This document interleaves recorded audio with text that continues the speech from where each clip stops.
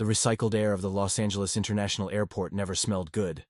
But tonight it was particularly offensive, a miasma of jet fuel and stale disappointment.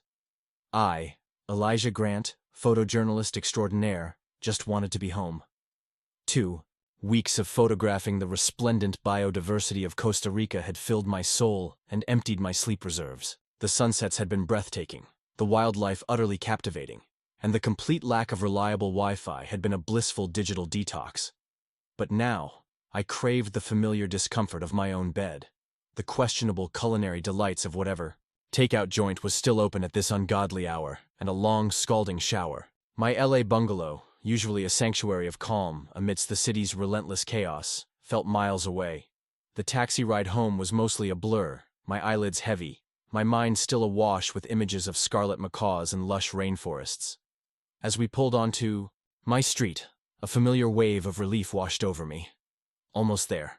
However, as the taxi's headlights illuminated my modest property, a cold knot began to form in my stomach. Something was wrong, profoundly wrong. The porch light, which I meticulously set on a timer before every trip, was stubbornly dark. A minor detail, perhaps, but a discordant note in the symphony of my homecoming. Then I noticed the living room curtains, usually drawn tight, shielding my belongings from prying eyes and unwanted sunbeams. They were flung wide open, revealing a disconcerting glimpse of something. It was too dark to make out details, but the feeling of wrongness intensified. Finally, the most blatant sign of intrusion. My backup welcome mat, a ghastly green monstrosity normally relegated to the darkest recesses of my garage, was prominently displayed on my porch. This wasn't just a coincidence. This was a deliberate act, a flag planted on occupied territory. The taxi driver, sensing my growing unease, offered a hesitant, "Everything okay, sir?"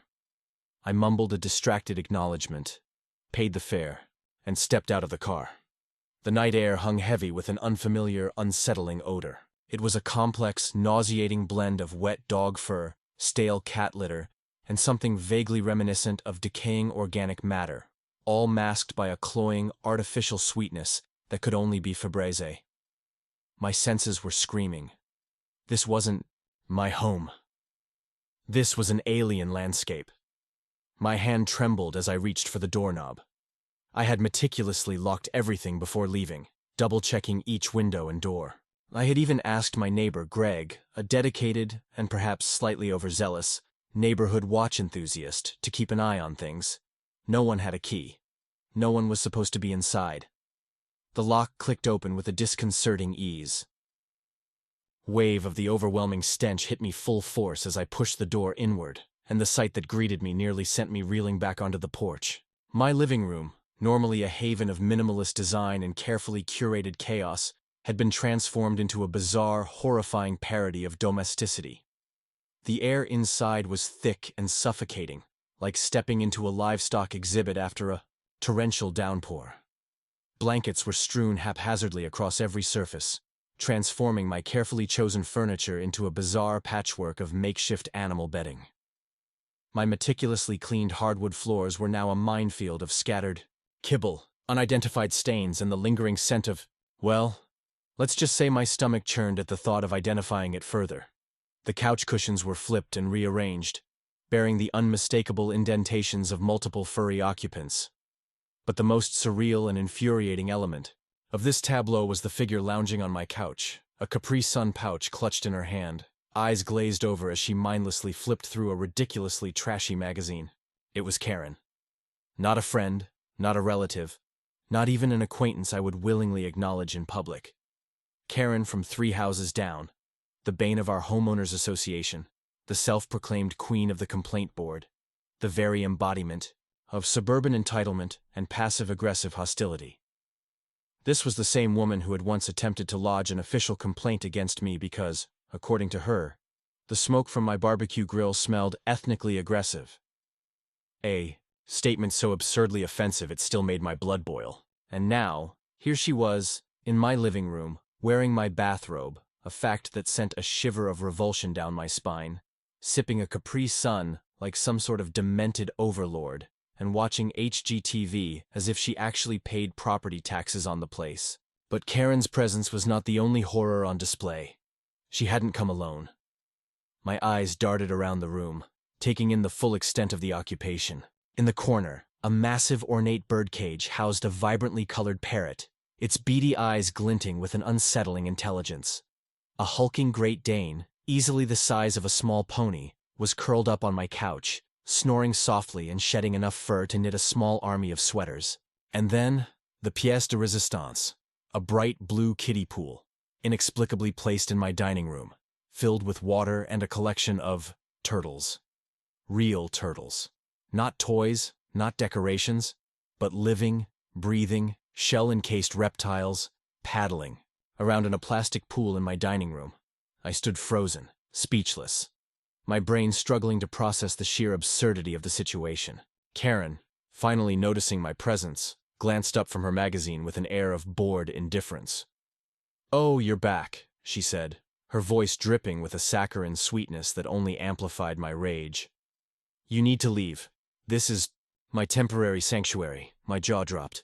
"Your what? Sanctuary? Karen, what in God's name is going on here?" She took another sip of her Capri Sun, a smug expression spreading across her face.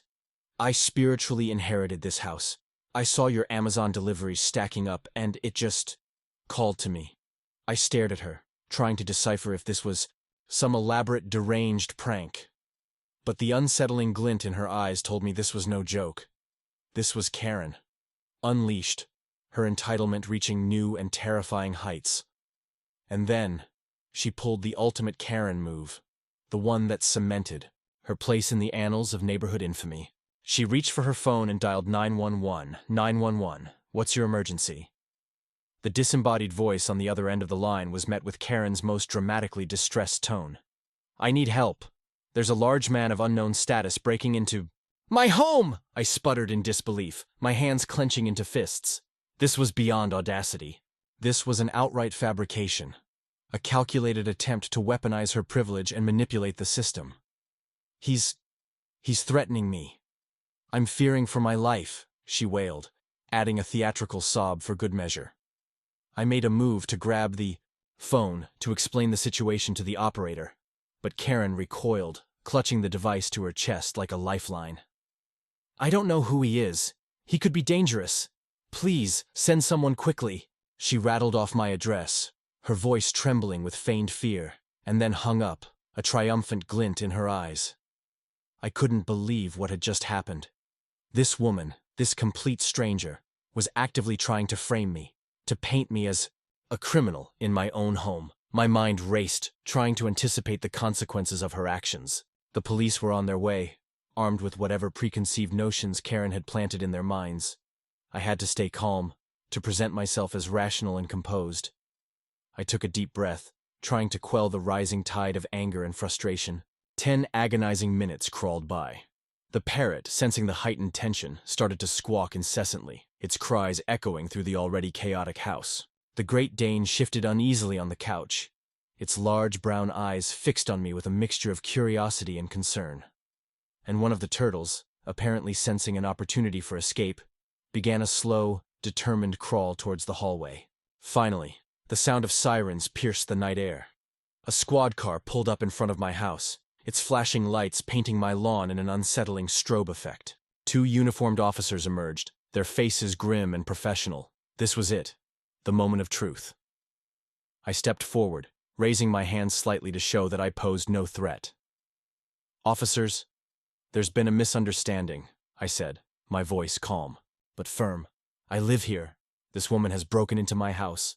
One of the officers, a woman with a stern expression and a no-nonsense demeanor, held up a hand. "Sir, please remain calm. We need to assess the situation." I nodded, reaching for my wallet. "Of course. Here's my ID, my driver's license, proof of residence." I pulled out my smartphone, navigating to my smart home app. "I can show you the door logs, the security footage, everything." I even scrolled through my photo library, finding time-stamped selfies of me holding a toucan in the Costa Rican rainforest, hoping to establish my alibi. The officers exchanged a brief glance, then instructed me to hang tight while they went inside to speak to Karen. My heart pounded in my chest. This was going to be a disaster. The moment the officers crossed the threshold, all hell broke loose. The parrot, as if triggered by some internal alarm, erupted in a cacophony of squawks and screeches. "Get out! Get out! Get out!" it shrieked, its voice a surprisingly guttural and menacing imitation of a human. The Great Dane, startled by the sudden noise and sensing the shift in energy, lumbered to its feet, its massive frame shaking the couch.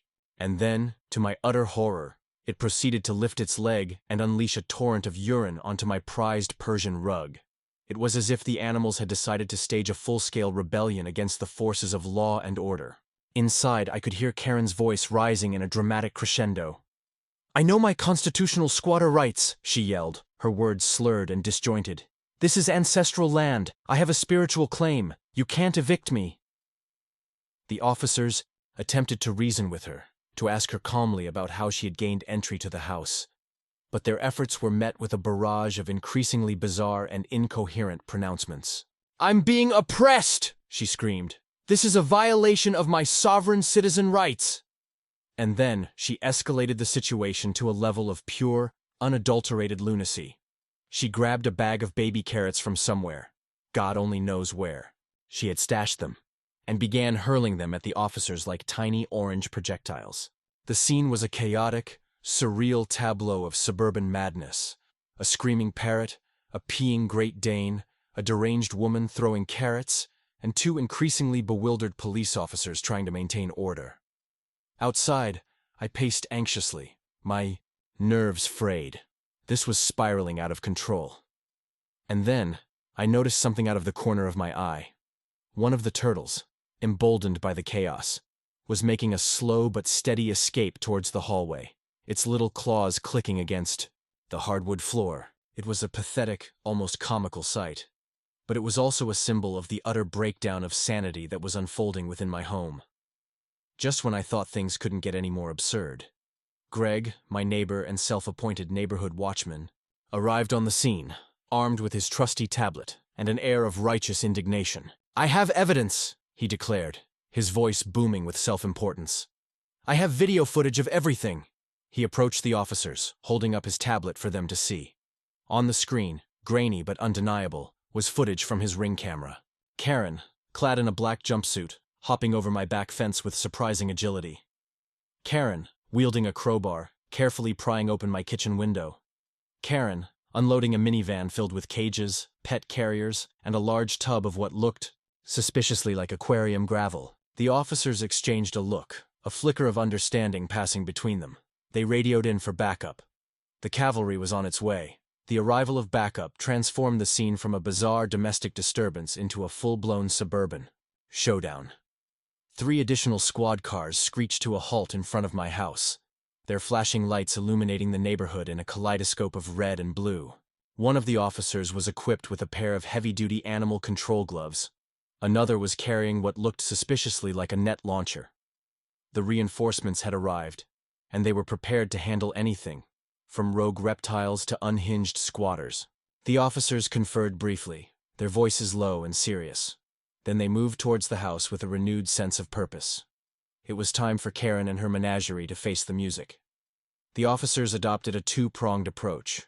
One team focused on the delicate task of animal extraction, while the other attempted to evict Karen from her ill-gotten sanctuary.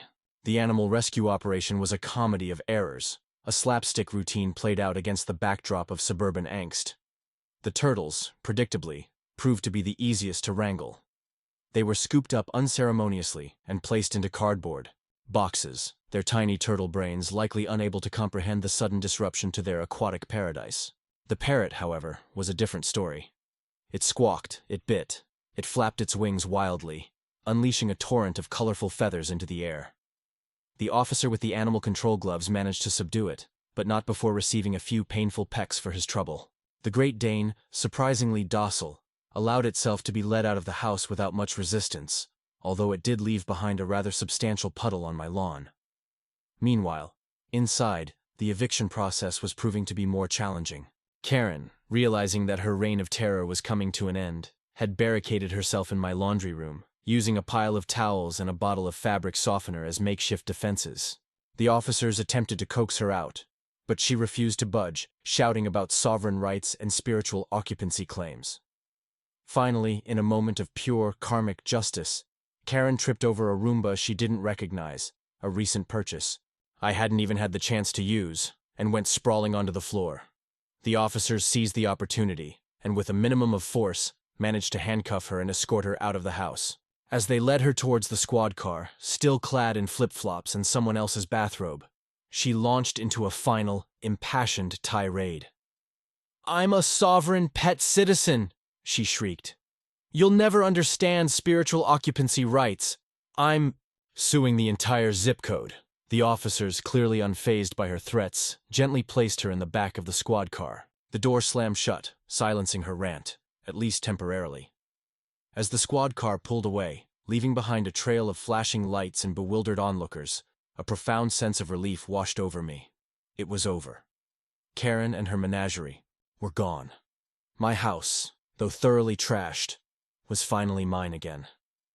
The neighborhood began to return to normal. The flashing lights faded, and the curious onlookers dispersed, eager to share the story of the Karen who went crazy with their friends and neighbors. But the aftermath of the invasion was far from over.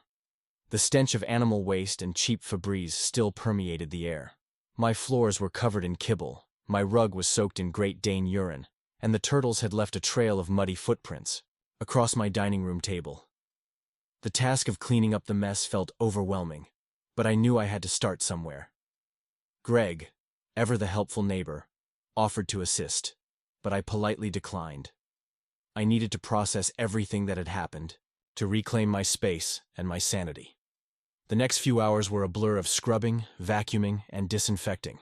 I tossed the ruined rug, bleached the floors, and aired out the house, desperately trying to eradicate the lingering scent of crazy that seemed to cling to every surface. As I worked, I replayed the events of the evening in my mind, trying to make sense of Karen's actions. What had motivated her to break into my house, to claim it as her own, to fill it with a menagerie of animals? Was it simple entitlement? A delusional sense of spiritual connection? Or something more sinister? I knew I would probably never have a definitive answer, but I couldn't shake the feeling that this was more than just a random act of madness. There was a calculated, almost perverse logic to her actions, a deep-seated belief that she was somehow entitled to take what she wanted, regardless of the consequences. As the sun began to rise, casting a pale light through my newly cleaned windows, I finally collapsed onto my couch, exhausted but strangely exhilarated. I was home. I had survived the Karen apocalypse, and I had a hell of a story to tell. In the days that followed, the legal process unfolded. Karen was charged with breaking and entering, trespassing, and making a false 911 call, among other things. I pressed charges, eager to see justice served.